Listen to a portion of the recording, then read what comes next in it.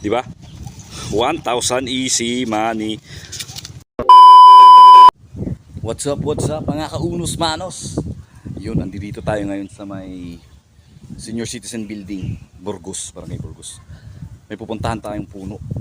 Kasi sabi nila, dito daw sa puno na to, may nakatago. Hindi totoo yan. Puntahan natin, may nag-iwan ng bakas dito.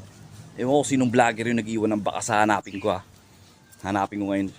Teka lang, switch camera tayo, papakita ko lang sa inyo. Yan, dito banda, ito daw yung clue, itong puno na to, ito yung clue. Dito daw banda sa likod. Saan kaya yun? Dito daw siya nag-iwan ng bakas eh.